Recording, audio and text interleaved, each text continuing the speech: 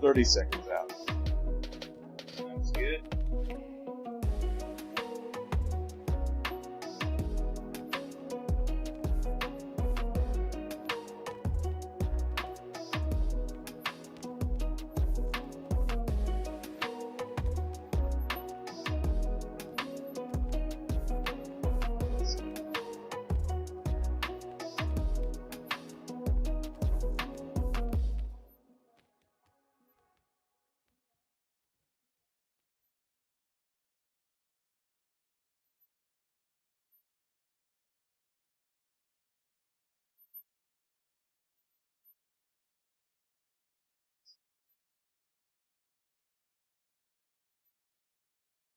Hey everybody, Dragon Movie Guy here. Welcome to another episode of Movie News You Can Use of the Dragon Movie Guy podcast. This is the Movie News You Can Use episode for the weekend of June 16th,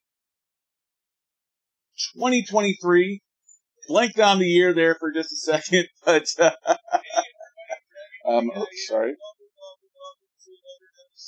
I figured out my audio problem. Sorry there, folks. Let's try that one more time, shall we? Try that too. It's just all kinds of baling wire and Scotch tape here, folks. Sorry. Just adjusting here the live stream for a second. My apologies. All right. There we go. Hey everybody, Dragon Movie Guy here. Welcome to another episode of Movie News You Can Use. This is the June 16th version of Movie News You Can Use, the episode of the Dragon Movie Guy podcast. I'm your host, Dragon Movie Guy. Thank you for joining us in the live stream or on replay. Please be sure to like and subscribe to my channel, and let me know all of your questions about any of these news stories of the week in the comments section down below. Or if you are here live, let me know in the live stream, live chat section. Because it's all about the interaction. It's all about the audience. It's all about the discussion. It's all about the give and take. And if it's just me talking to a camera, then what am I doing here? So, speaking of talking to the camera, joining me today is fellow YouTuber, film critic, the man with 1,300 subscribers. He has a rapidly growing channel. He has 2,400 views on his recent, I believe it's the Transformers review, which blows away every video on my channel out of the water. So, please, with that thought in mind, please welcome Bradley Carreiro to Dragon Movie Guy. Bradley, welcome to Dragon Movie Guy. You had me on a year ago on your podcast, and I thought it was about time for me to finally return the favor. A little bit at least. So, thank you for coming on. Did I say your last name correct? I'm sorry, I didn't ask before. No, actually, you got that correct. I was actually very shocked. Perfect. Brad Carrera. Do you prefer Brad or Bradley? Because you got both on your channel name. I usually just go with Brad. I try to put both just because some people might think I'm a Bradford, so, Brad and Bradley. Yeah. Yeah, well, I don't see an ascot, so I'm assuming it's Bradley, not Bradford. So, tell me a little bit about your channel. What do you cover on Let's Be Real with Brad? So I primarily cover movie reviews. Usually I try to get early screenings of these movies and try to get them out early for, my audience.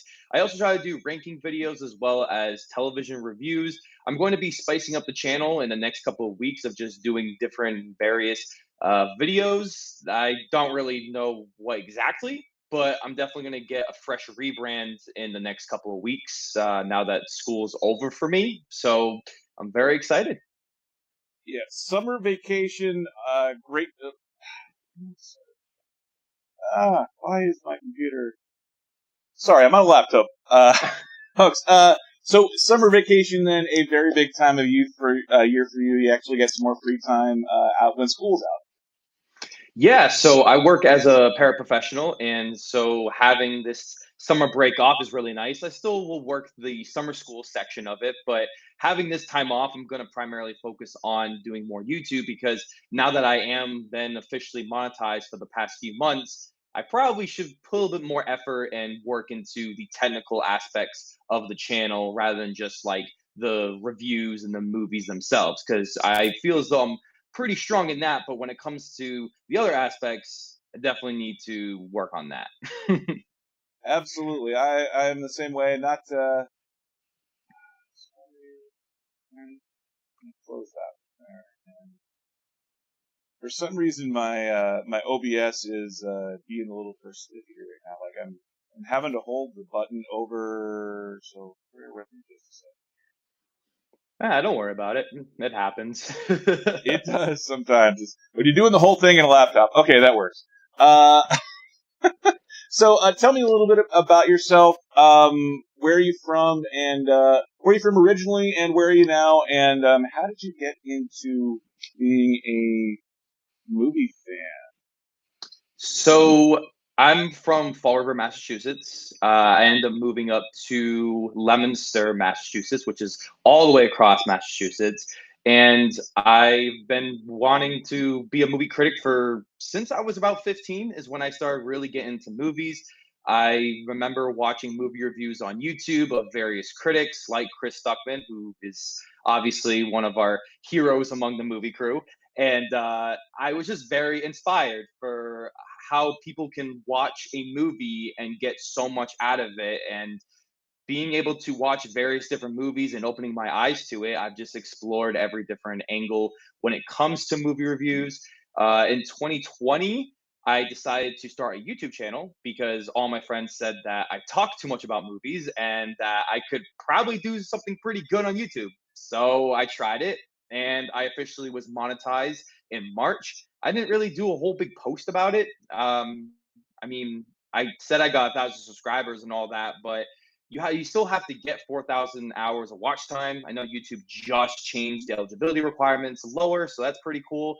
So I'm still, working and being as young as I am, I do have a little bit of advantage, but there's still a lot of ways to go, and I'm very excited for the future. So you're not quite ready to quit the day job as of yet to go full-time YouTuber, is what you're saying. Yeah, I would love to, but I still got to figure out, how I even want my studio to look. Deep down, I'm a perfectionist, like James Cameron and all these other amazing directors. So, just trying to figure out where I can land myself in this industry because it is very competitive, and I've made a lot of great friends along the way, and I'm continuing to learn. And the most important thing for me is to have fun. I think I sort of lost that as I started going along and going to these early critic screenings, and I felt more professional. And I kind of lost the fun of it. Became more stressful. But now I took a little bit of I wouldn't say break, but just doing less videos. But now I'm going back to my regular schedule and just kind of update everybody on what's going on. So what was the first movie? You said you became a movie fan at roughly 15 years old. What was the first movie that grabbed you? What was your entry drug? What was your gateway drug into the world of movies? So I've always loved movies, as we all do. And I think, like, looking back, I didn't have cable as a kid. So I repeatedly watched movies on my VHS or DVD player at the time. I do know what VHSs are. I'm not that young, but yeah, so I never really watched TV as much. So I've always been a movie person. But to answer your question, I think it was Evil Dead 2, and I wrote my first ever review on it that is very amateur, very sophomore level type of movie review. But I was so proud of it. And I think looking at this movie from such a deep angle with being such a low budgeted movie and being so creative by Sam Raimi, I just loved it. And horror was never really like my strong suit. My family isn't a big horror movie type of fans. So watching this, I felt kind of like extra cool, and it just opened up the door to endless movies. Nice, I love it. Funny thing is, I've never actually watched Evil Dead 2, but I've watched movies where they talk about Evil Dead 2 quite a bit too. Like I because if I remember right, they either talk about Evil Dead 2 in High Fidelity or Hot Tub Time Machine. There's some John Cusack movie where they're talking about Hot Tub Time Machine, and the one guy says to the other guy, "Well, you didn't say that where the guy says to the other, if you said you watched Evil Dead 2, I believe you, but you said you watched Evil Dead 2 Director's Cut, or anyway, something along those lines. I haven't watched Evil Dead 2 at all, so I can't even claim that claim that part on my channel. So what are your favorite movies to watch?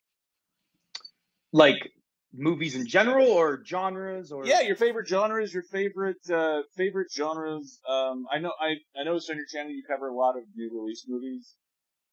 Yeah, so I definitely enjoy checking out theatrical releases. I've been more open to streaming movies, but that traditional theatrical release, it doesn't get better than that. But I particularly like to cover all various sorts. I think getting the early screenings to these big blockbuster, big budget movies, I kind of just have to take.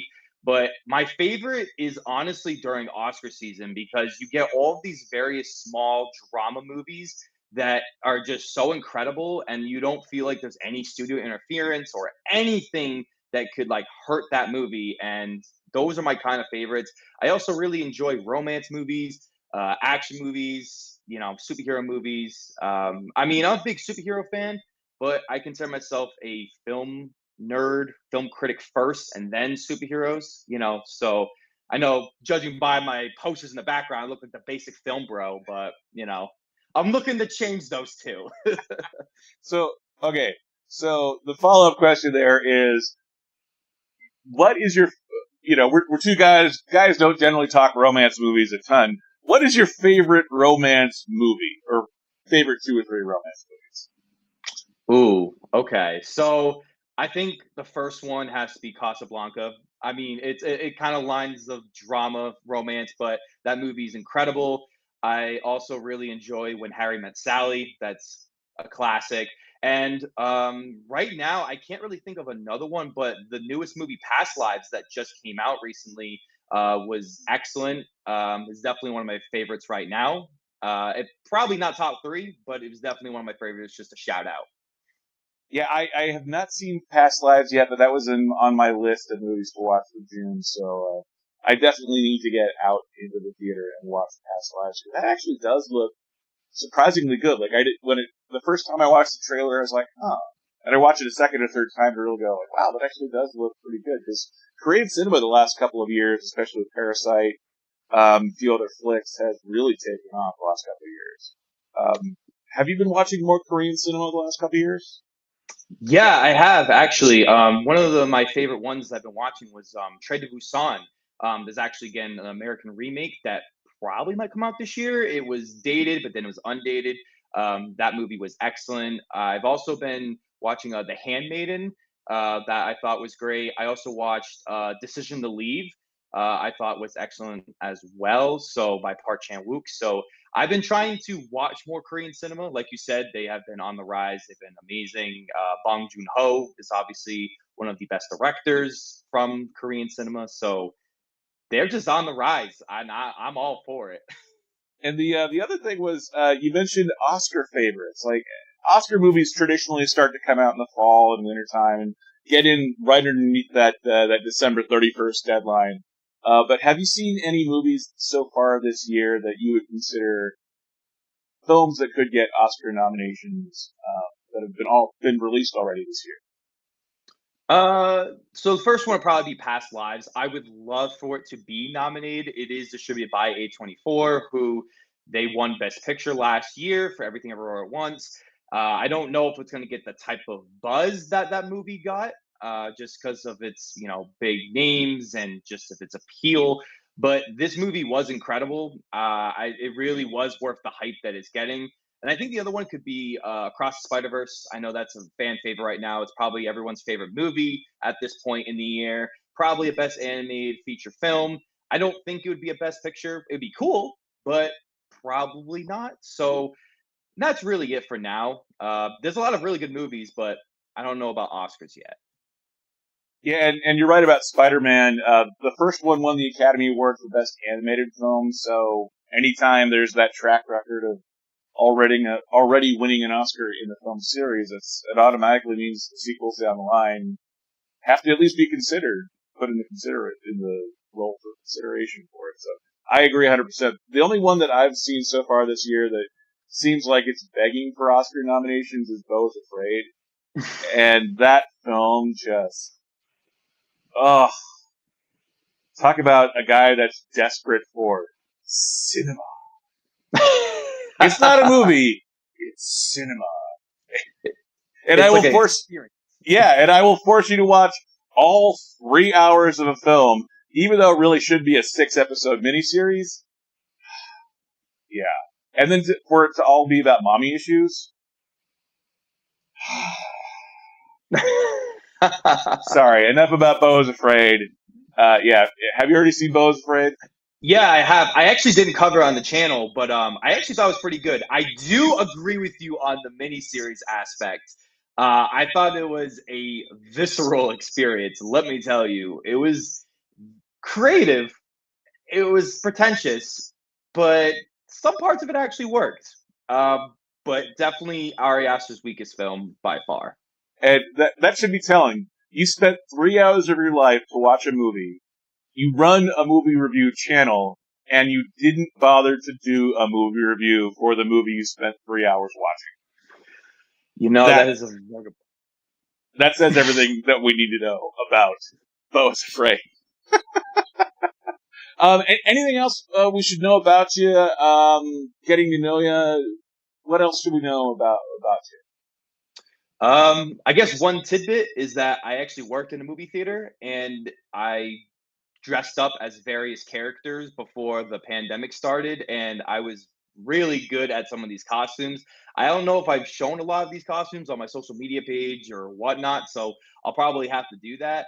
And and at that same theater that I worked at, I used to movie hop at that theater all the time. So I'd go almost every Saturday, and I would movie hop, and I would plan all the show times. And this was like 2015 to like 2018 or 2017 or something, and it was a fun time. I'd be there from like 11 a.m. to like 10 o'clock at night, but just watching movies all day long. So sorry for stealing movies.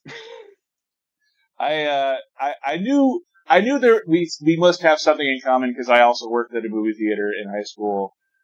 Worked at a movie theater for 7 years during high school. I wasn't on the Van Wilder plan. That was high school and college, but yeah, 7-year veteran of the movie scene, and can I have butter on that?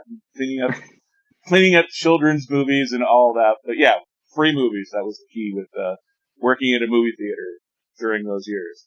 So sweet. Thank you, Bradley Carreiro, for getting to know you.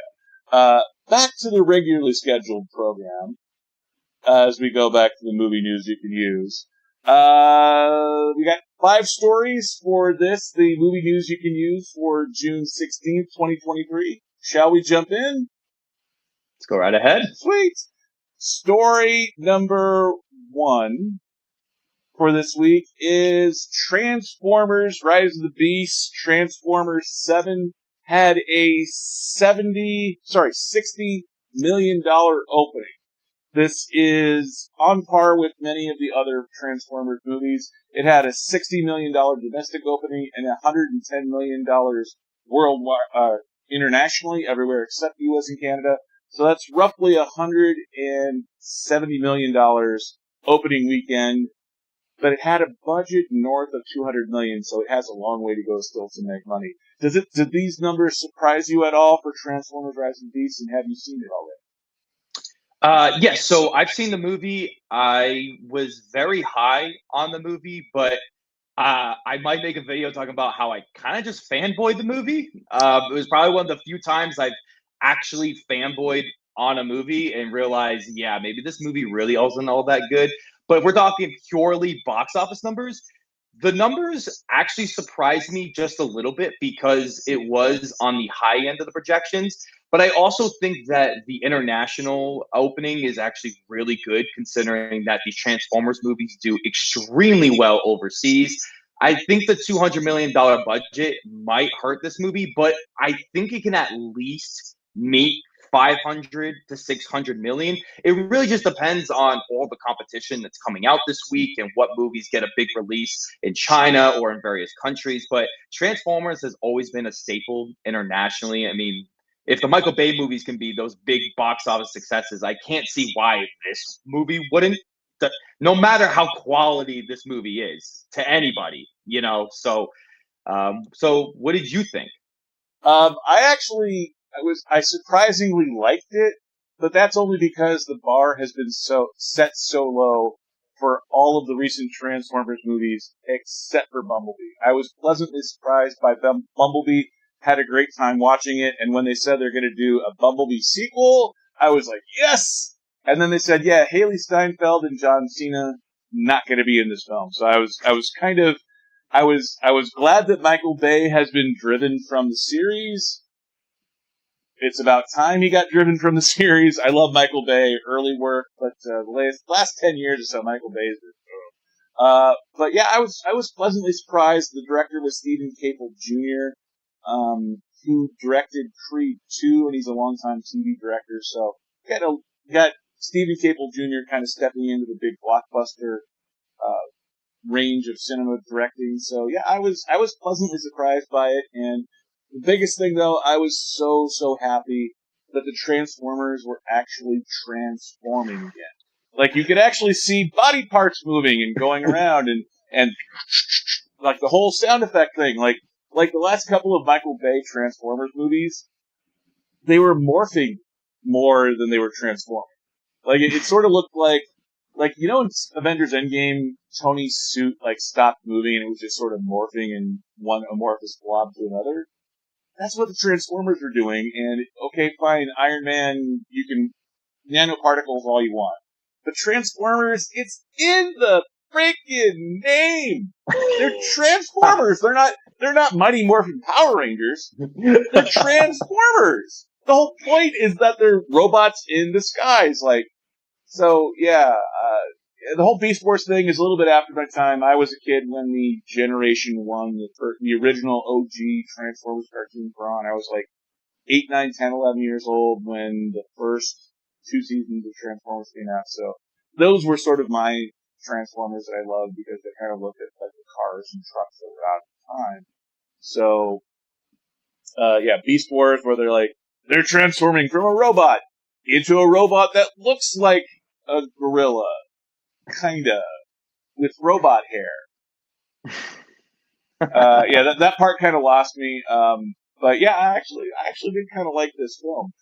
Now you said you kind of fanboyed out over Transformers: Rise of the Beast. What did you mean by that? So sort of based on what you were talking about with the bar being so low for those Michael Bay Transformers movies, I think anything that was unlike those movies, I was going to enjoy. And I also loved Bumblebee, and that was also a really big surprise. And I think that having this movie be primarily all about the Transformers and just being a very simple, standard story, I thought actually worked.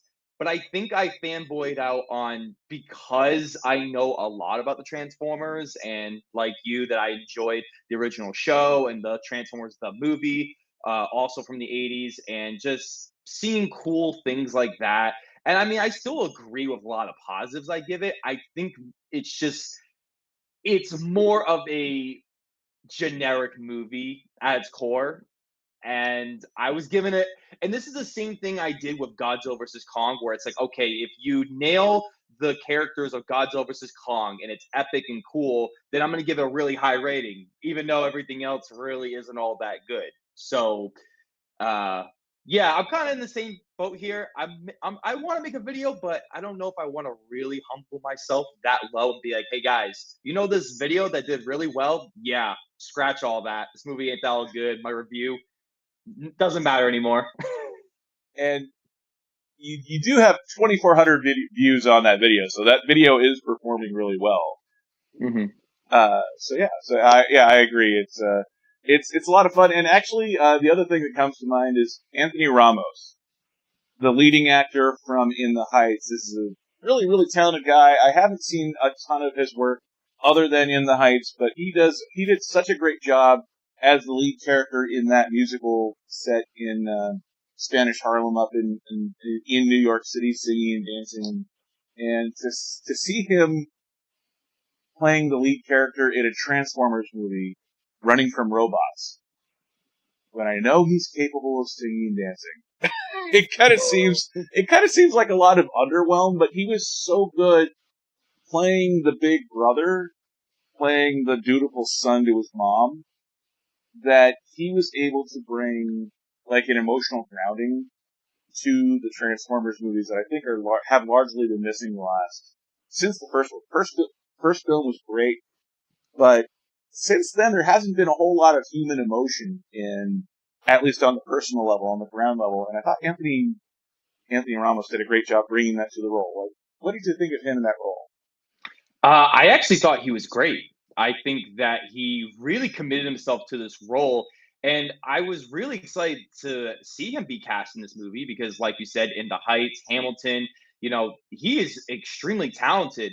But this movie does come off as a paycheck movie. It just does because you know what he's capable of. But when you see like how committed he is to his performance and how he interacts with these CGI robots and you feel like he's actually talking to them, it's really convincing. And I think he did a really good job and he has a lot of charisma and he just put a lot more effort into this movie rather than like Mark Wahlberg in those last two Transformers movies where he got paid like $50 million and he just didn't really care. I also really enjoyed the other lead of the film, Dominique Fishback. She was excellent in the movie as well.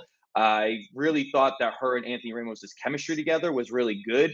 I also really enjoyed what they had with their characters. Like, they didn't try to force a typical love relationship that normally happens in these movies. And I thought her character was cool. What'd you think of her? I thought.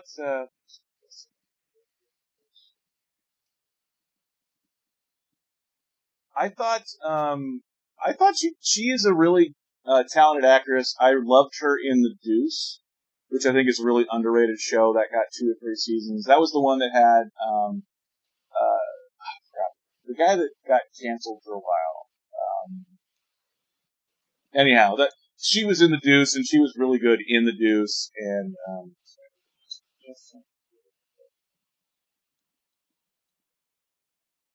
yeah, she was really good in The Deuce. I didn't like her as much in this film, though.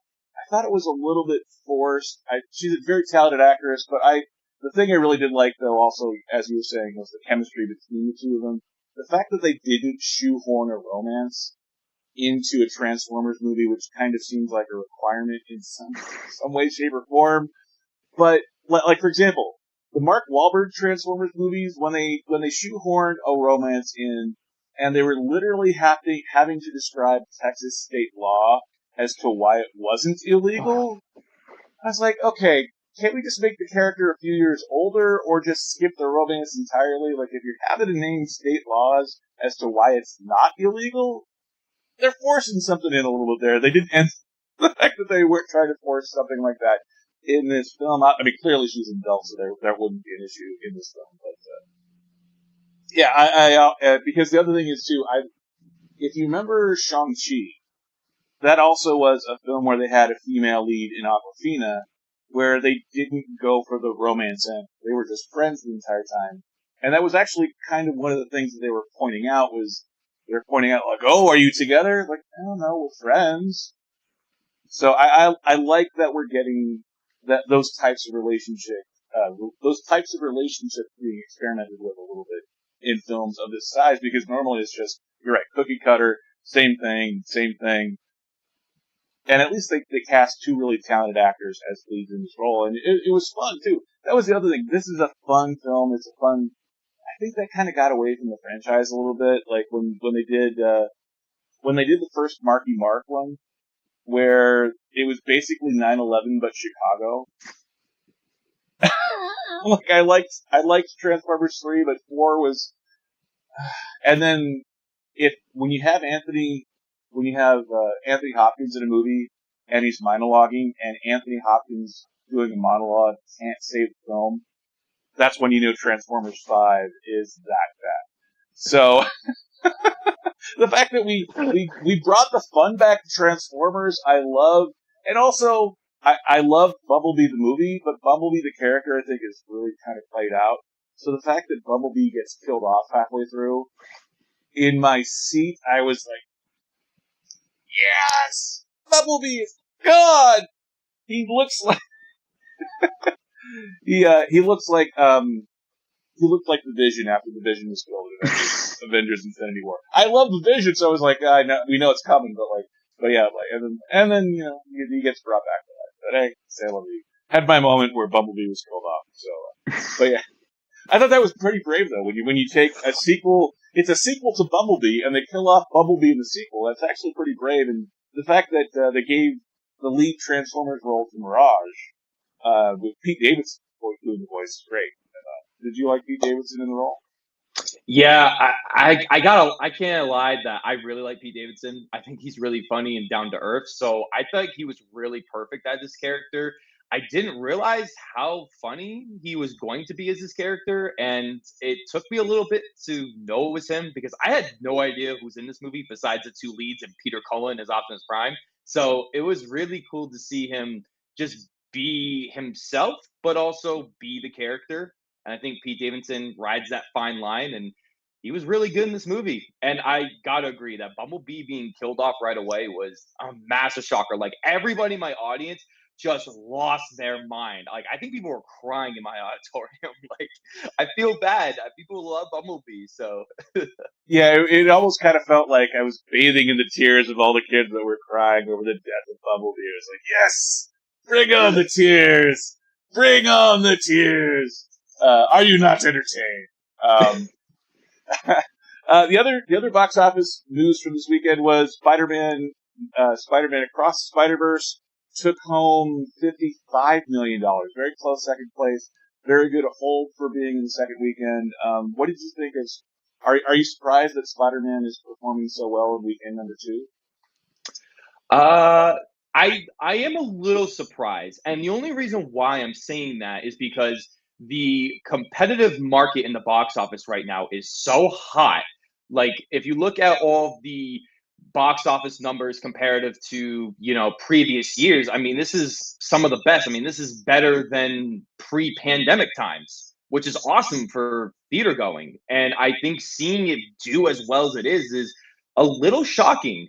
And I think next week, or at least this weekend, it's going to do really well as too. But the other thing too is like the grosses on like Mondays, Tuesdays, and Wednesdays are also really good. When normally those days you get a couple million here and there. If you're a bigger movie, you might get like 5 million. But each weekday gross is doing extremely well for this movie. And with school coming out in this week, next week, or whatever, like this movie is going to do red hot. One quick note, let's screw up the background, even though I made the background. So, my apologies. I said I had everything ready to go. I thought I had everything ready to go. And then I look on the screen and we're like 10 minutes in and I'm like, oh, I didn't do that part of it. How about this? Scroll that down a bit. Hey, that's the right one. That's the right one. That's the one I've been meaning to use the entire time. So, apologies there. Yeah, Spider-Man was a surprisingly good film. I mean, I know I was not shocked that Spider-Man was good, but, yeah, the fact that it was half an hour longer, I kind of was expecting that they were not as sure of themselves with this film. But, yeah, I really like Spider-Man as well. And I think that we're seeing word of mouth as to why Spider-Man is really kicking in and having such a really strong second weekend as well. Moving on to our third weekend box office.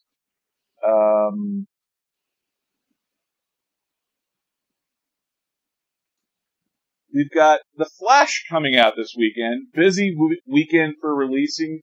June 16th, The Flash. It's been all over posters for the last 6 months, if not a year. The projection is $70 million for The Flash.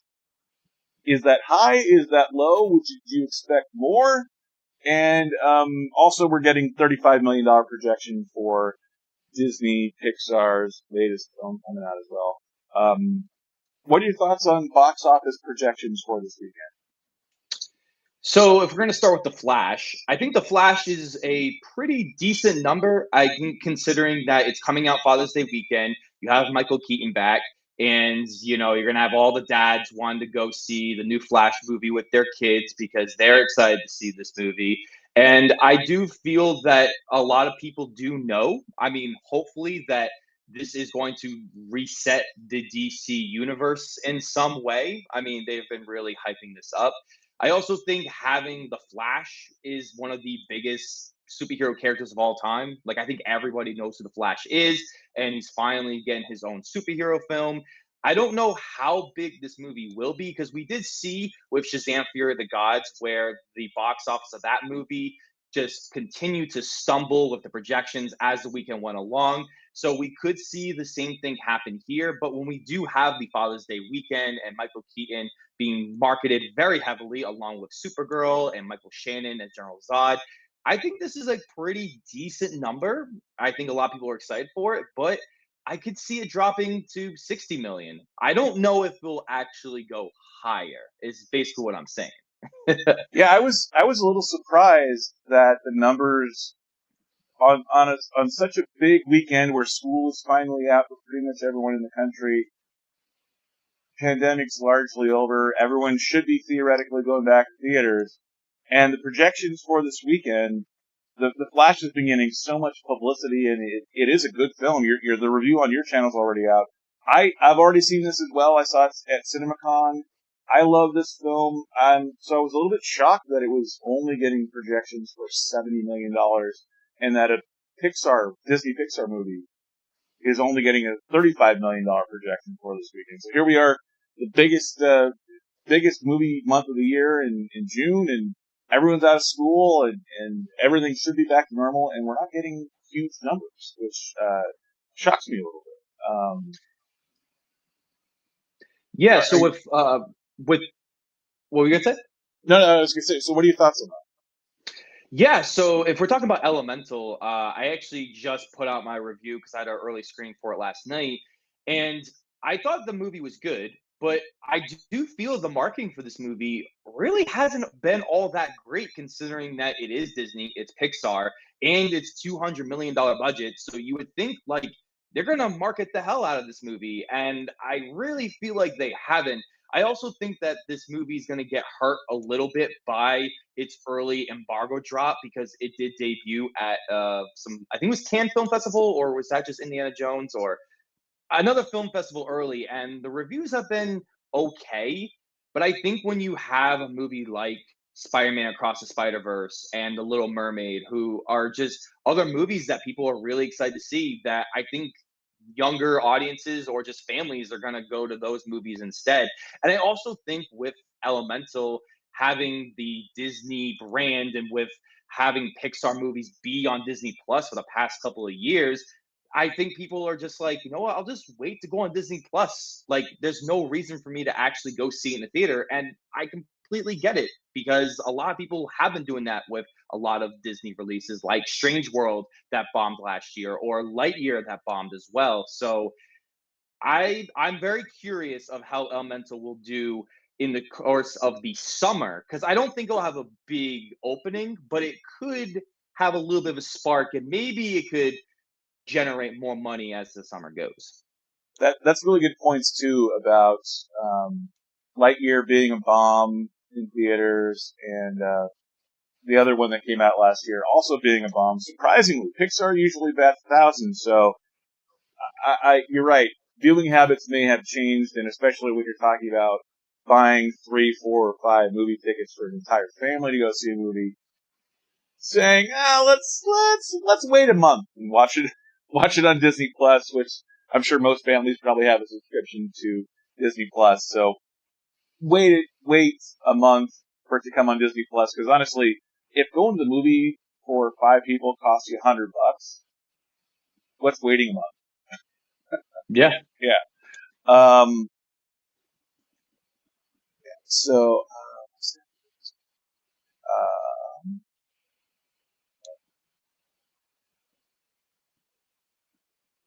yeah. Sorry, brain farting there. I have not seen Elemental yet, but I am also looking forward to Elemental. I like Pixar. I like Disney movies. Moving on to our next story. This is related to the writer's strike, but in this case, it is. This is related to the writer's strike. This is not exactly a writer's strike directly, though. This is SAG-AFTRA, the Screen Actors Guild, voted to go on strike last week if there's no deal in place by the end of June, by June 30th, which is affecting a lot of the July release movies. So in other words, Indiana Jones, June 30, promotion plans, no problem. But for all the films coming out in July and August, if there is an actor's strike, that could mean that not only do we have this Tonight Show off the air right now, all of the traditional nighttime talk show formats. You have Stephen Colbert off the air, Tonight Show off the air, Jimmy Kimmel off the air. With all those off the air, it's not just easy to send Harrison Ford onto the Tonight Show and say, "Hey, talk about Indiana Jones." If there's an actor's strike, because the shows are already off the air, then all of a sudden all of the promotions for these July movies, like Barbie movie, Oppenheimer, even Teenage Mutant Ninja Turtles, which has 2 different mutants in the title, Teenage Mutant Ninja Turtles, mutant, whatever it is, all these July movies could be affecting their ability to promote themselves. Are you worried about their ability to promote themselves, or do you think by now if it's a big July release, the crowd's kind of already made up their minds a little I would say I am a little bit concerned, just because people love seeing actors promote movies. Like we in the movie community, like love it, but at the same time, we're like, we're gonna see these movies anyways. It like doesn't really matter, you know. Like we know the deal. But to like general audience members, there is going to be something that is a little weird about it. But I do think that some of the movies that are coming out, I don't know if they'll be affected altogether because I have seen a lot of marketing for Oppenheimer, Barbie, and even the Mission Impossible Dead Reckoning Part 1 that's come out in July. Then you got, you know, the Teenage Mutant Ninja Turtles Mutant Mayhem, I think it's called, in August. So I think they will be okay, but I might have to agree with you when it comes to like September on. I think it's going to be in trouble if there really is a strike because a lot of those movies are not going to do as well, especially when people are going back to school and things kind of settle down. And usually September and October aren't the biggest movie money makers in the world. So uh, I'm very curious to see how this goes. I'm kind of like I don't know. I don't really know how any of this is gonna go because anything could really just change in a day. Like we could be talking about this, and the next day it all works together. You know? bit. Yeah, you're right. Like I think that for guys like you and me that love going to the movies, we're going to go regardless. But there is a certain out of sight, out of mind thing where if the Tonight Show is not on the air and people don't see Harrison Ford talking about Indiana Jones, talking about some of these movies that are coming out in July, maybe it's like the tree falling in the forest where does it actually happen if no one's seeing it or hearing it. But yeah, I also think though that people are smart. I mean, I think we don't give the audience enough credit sometimes. It's if it's a big movie, people are going to go see it. Oppenheimer, Barbie, both these movies coming out late July, so it'll be interesting though to see whether it does affect box office projections and how many are actually coming in. The other thing that was sort of interesting with this headline was the fact that Blake Lively had a movie shut down by protesters. And it was with the writer's strike going on right now, they're trying to film a movie in New Jersey, and some of the movie crew members were willing to cross the picket line, some were not. And there was this article in Deadline a couple of days ago talking about how they literally got the casting crew into vans and were trying to drive to locations, and they were telling them they're going to shoot that day, and then they get there and they don't actually shoot that day. Yeah, like it's a whole thing. So our movie sets have been shutting down nationwide. The ones that have been going through, like most notably, Deadpool 3 is still shooting, which is weird because that is such an improv type movie. Are you surprised that Blake Lively's movie got shut down? And are you surprised they didn't just try and pull the plug entirely earlier? Yeah, so I'm actually sort of shocked by it because I also read that article too, and I thought it was just really strange. I think because it I don't know how big this movie is supposed to be or anything like that, but I can't believe that they're still trying to work this thing out. Like, I don't know if it's really worth it. Like, maybe if it was like a big blockbuster movie, sure, why not? But I'm surprised they haven't pulled the plug on this, at least for the time being. I don't really think it's worth it. And also, it could end up not working in their favor if the movie's bad and they have to reshoot it anyways and it loses a ton of money because it's not going to be good. That's the other thing I'm going to be afraid of too, is if this movie does get finished, will this actually be good? And I believe this was a relatively small budget film, so it's not like it's $100 million being lost. But yeah, it's always hard to tell. It's sad to see when you see that much money being spent and wasted. But yeah, it's also writers need to get paid, so yeah, strikes are never easy for anyone across the board. Moving on to our fourth story of the day.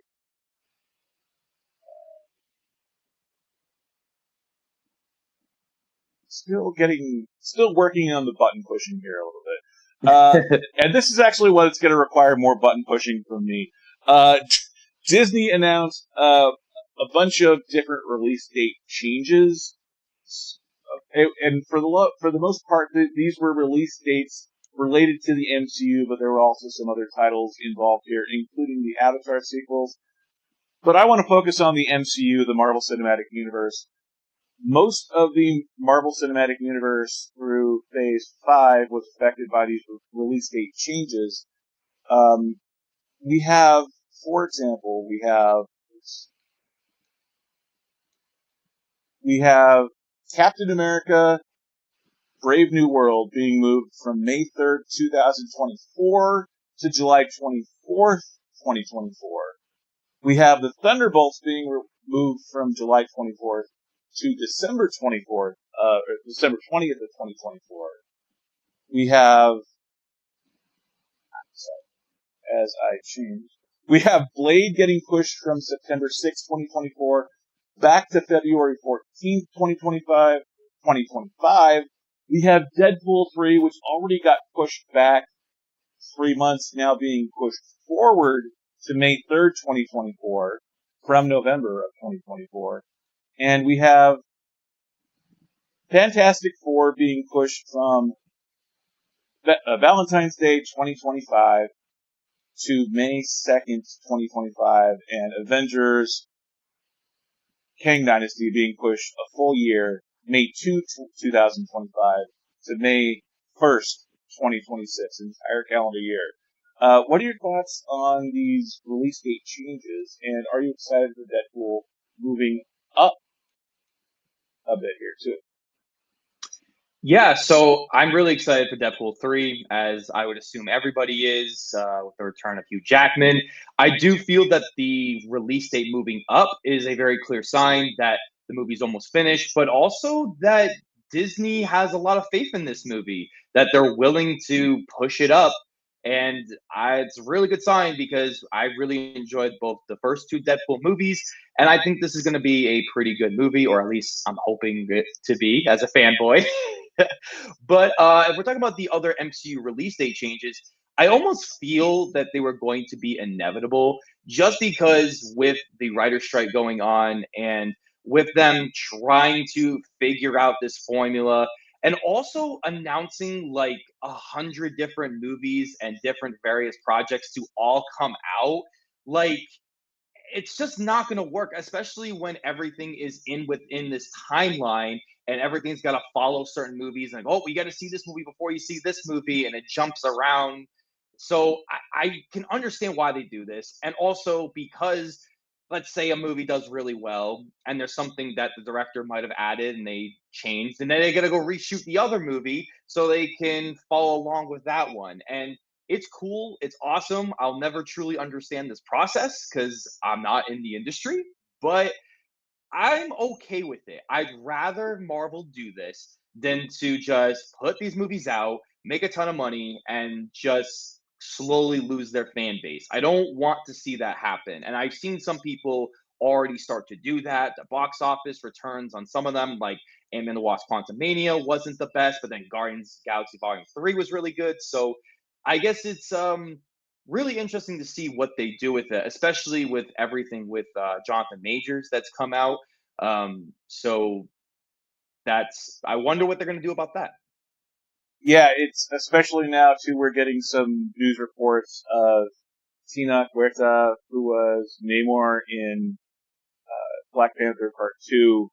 Apparently, he's had some allegations come up. It's still kind of early on, but with two huge stars that weren't big stars before Marvel, getting the same with, well, I guess with Jonathan Majors and Creed 3 and Marvel coming out. But yeah, it'll be interesting to see what they do going forward. I think Kang is a little bit easier to handle because Kang can change his form anyway, and it's kind of already established that a little bit. But it would be weird 3-4 years from now if we look back at Ant-Man, Quantumania, and I guess the Cosby effect kind of comes in, and we start learning things that we really don't want to know. I hope there really wasn't something there. Look, we got to let the legal process kind of sort itself out. I think a little bit there too. Also, what do you think about what are your thoughts on Avatar getting pushed back? As far as 8 years from now, Avatar 5 got pushed back to 2031. Are you surprised? Are you worried? Are you, do you even care at this point? I mean, what are your thoughts on the Avatar sequels also being pushed So, as for the viewers, I have been a very big supporter of this Avatar franchise, and I was super excited that the second one came out and did so well as it did, and I thought it was a really good movie.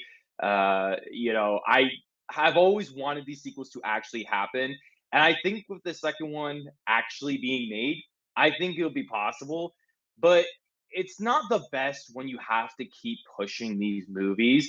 But to be honest with you, if James Cameron wanted these movies pushed, then I'm okay with it because he has proven time and time again that he can do it and he's up to the task. But if this is more like Disney being involved with the moves, I'm not so sure with it. But to go to your point about going to 2031, that's kind of crazy to think about. I think I don't, correct me if I'm wrong. Is this one of the first official 2030 movie that is like on the date so far? Like, that's crazy. Like, I would love to see this actually work out and to be good and to be this massive success. Like, I'm really rooting for James Cameron Avatar, but man, like, if you keep pushing it, you're like, people are getting old. Yeah, I mean, like if you do the thought experiment, like I'm not asking you to say the age, but have you thought about how old you will be in 2031? 8 years from now. So I'll probably be like at least 30, 31, or 32. It's easy for me to figure it out because I was born in 99. So, I have a little bit easy math. It's either +1 or -1. That's very true. Yeah, I haven't even contemplated wrapping my head around that number of how old I'll be in 8 years is more depressing than it is anything else. Hopefully, I'll still have hair and it won't be all gray if it is there. So, The other thing I think to note here too is Disney has a pretty darn good track history with big budget movies, with Marvel especially, but also with big budgets and everything along those lines. So the fact that they're not forcing the creators to adhere to an arbitrarily determined release date set way too soon for what it should be for producing a good movie, a la what happened with Warner Brothers and the DCEU. Well, we've got a release date, and it's 9 months from now. Disney's actually kind of going, yeah, we want to make a good movie, and we're not afraid of pushing the release date back from 2 years to 3 years. So yeah, I actually kind of like that the corporate greed in this case is not overwhelming. Like, we need the release date. We need the release date. Are you agreeing with that sentiment a little bit? Like, do you actually like Disney going, you know what? We'll make a better movie and release it a year later. Yeah, I have to completely agree with you, as I do feel that Disney must have known this when they bought out 20th Century Fox, because I know that was one of their big titles that they promoted all over Disney Plus when it came out, because that was around the same time that it was officially they officially bought Fox, and it was all over Avatar. And I think that they knew that these movies were going to make an insane amount of money. And I think that their marketing strategy for this past film was exceptionally strong by, releasing the first film back in theaters, which also made really good money. And now it's back at the number one spot all time. And I think that they should just focus on quality, like you said, because this is like their biggest franchise at this point, besides Star Wars, Marvel, and all of that. Like, I think that they're going to take this a little bit more seriously because this is James Cameron's movie altogether. And I'm totally okay with this, to be honest with you, because I think that this is a good marketing strategy considering how expensive these movies are. And I think Disney knows that James Cameron is not going to go at the budget that they give him. And I bringing back up the point that you already made too. I think James Cameron having two of the three biggest box office movies of all time has earned the right to say, I need another year. And it's, the jokes about the CGI rendering time, sure.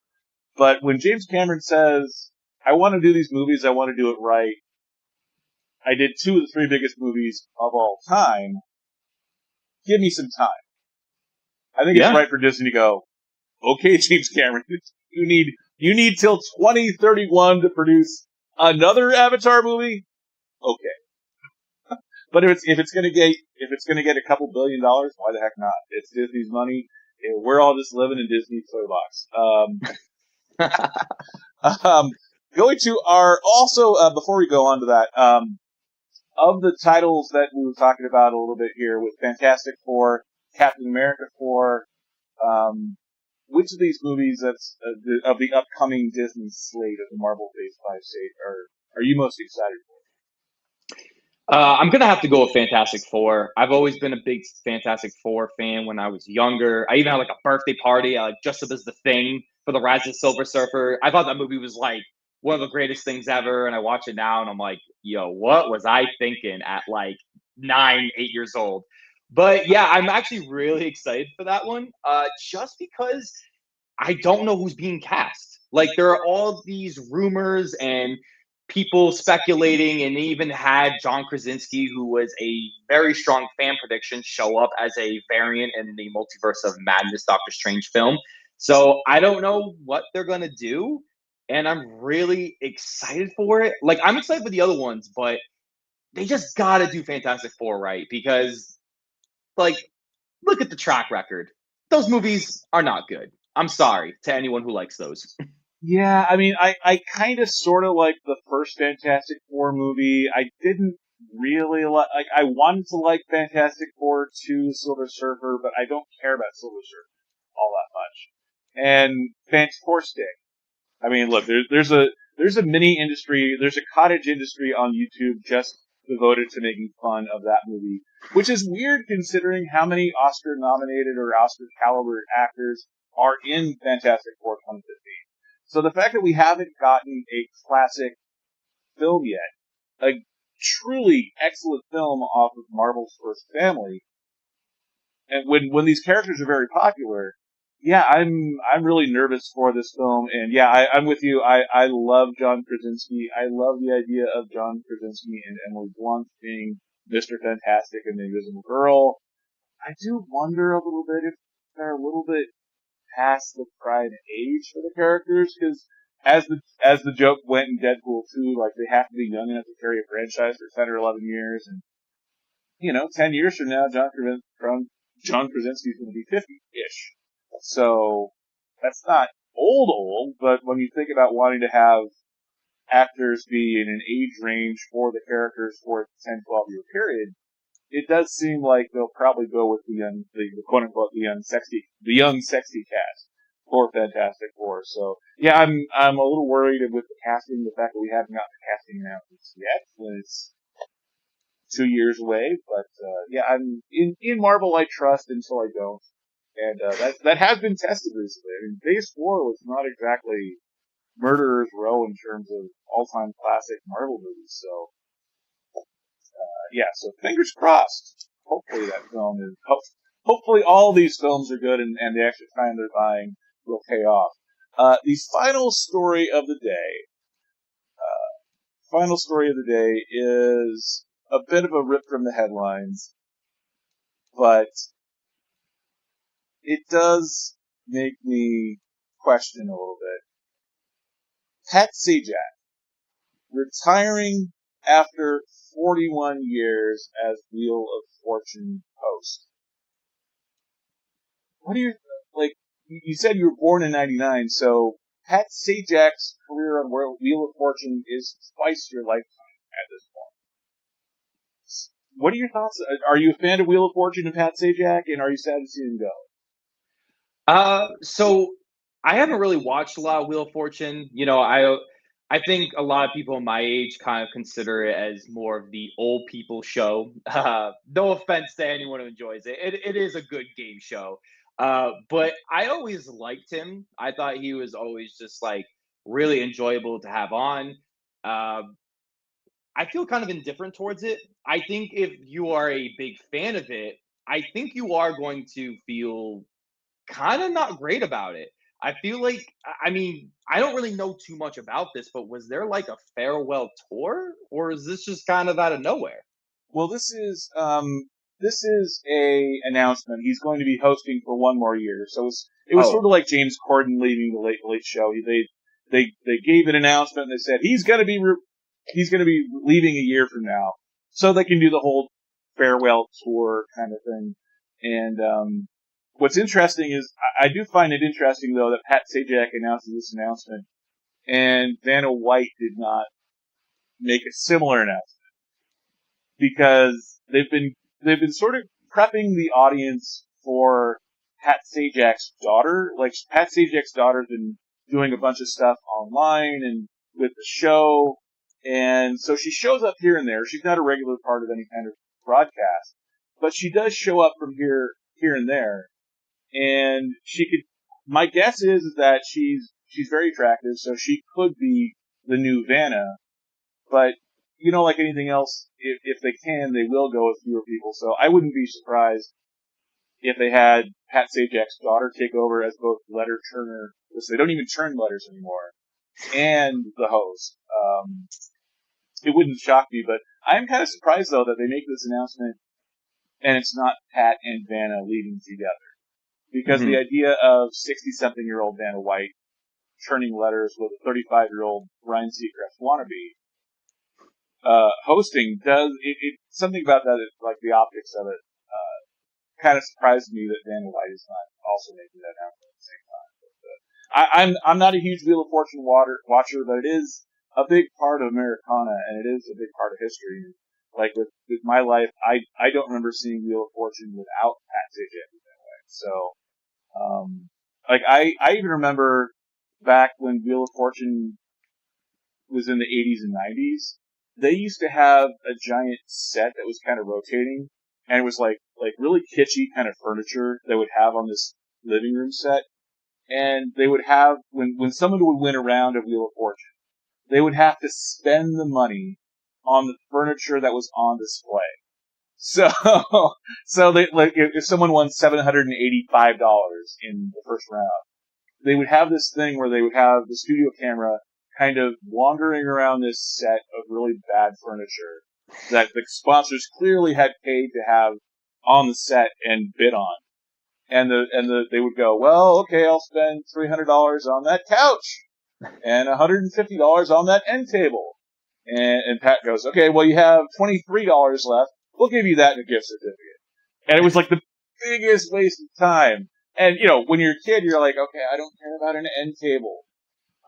Now, of course, I know, okay, well, it's product placement. But I think now it's so much better that they just go, oh, well, you won $500. That's $500.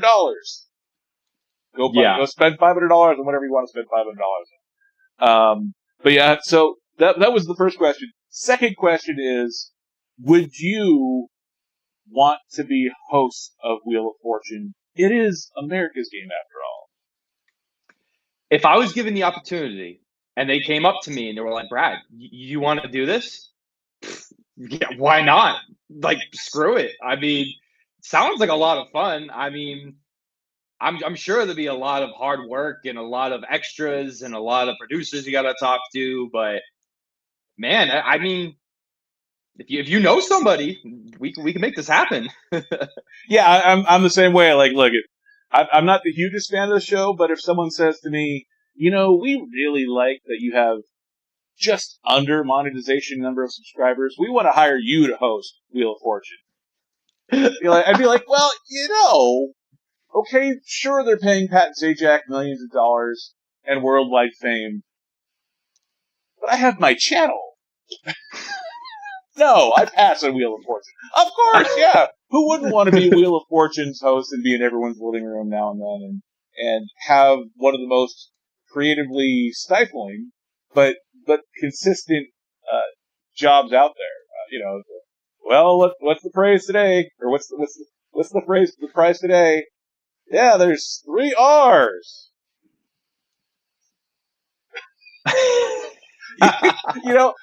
I get it. It's not the most artistically satisfying job in the world, and oh well, there's 3 U's. Yay! But it is a job that would pay really well, and it's one of the most liked positions on television too. Like people that love Wheel of Fortune. There's a reason why they can get away with calling it America's Game and not have it be ironic. The fact that show has not really changed, other than the kitschy furniture bidding down. There's a reason why that show and that set hasn't really changed in 30 years. So the fact that it ain't broke, if someone said, hey, we want you to take over for Pat Sajak and we'll pay you, what, $2, $3, $5 million, whatever it is, like, okay, of course. Might as well, right? Yeah, why the heck not? And then, yes, I would be the guy that had to replace Pat Sajak, but then forever on after that, I could be labeled, like, whenever I go on any show as a guest. And he was the man that replaced Pat Sajak. Please welcome Dragon Movie Guy. So it could be a sort of red badge of courage, if you will. Like for example, season 1 American Idol. Kelly Clarkson won. It's the whole it's Randy and Simon and Paula. Few people remember that Ryan Seacrest had a co-host named Brian Dunkelman. And I have no idea what Brian Dunkelman is doing nowadays, and the fact that I can even say his full name and say his name is Brian Dunkelman is kind of funny. But whenever Brian Dunkelman walks in a room, he's like, I was one of the original hosts of American Idol. Brian Dunkelman. Mic drop. So, if I was the guy that replaced Pat Sajak, yeah, I would forever be the guy that replaced Pat Sajak, but why the heck not? I was the guy that replaced Pat Sajak. Damn it. I think that would be fun. Yeah, so anyway, so those are the five headlines from June 16th, 2023. Anyone who was in the comment section, I don't think anyone was. Let me just check real quick. chat box is going. Yeah, there's no one there. So if you, for anyone who wants to leave a comment, actually, let's switch that. For anyone that wants to leave a comment in the comments section after this live stream is done, please be sure to do so. What were your favorite headlines of the week, the month, the year? Who knows? It's all kind of a work in progress. But Bradley, Brad, what do you have coming up on your channel? Let's be real, Brad. What's coming up on your channel? So I have the review of Elemental that I just released today. If you guys want to check it out, I'll be having a review of Extraction 2, and I will probably be having a DCU ranking movies just because The Flash is coming out. And then for the next week, there'll be a lot of changes because I will be not at work, and I hope it's fun. Yeah, I'm looking forward to seeing it and seeing what you're coming up with as for new content. Because new content is always kind of fun. It's a giant experiment, just like this podcast and this movie news you can use show. It's something that I kind of thought about a couple months ago and thought, it'd be fun to at least try it and see if it gets any traction. So I had fun. Brad Carreiro, thank you for coming on. Let's be real with Brad is the channel. Thank you, everybody, for watching, and we will see you next time. See you, everybody.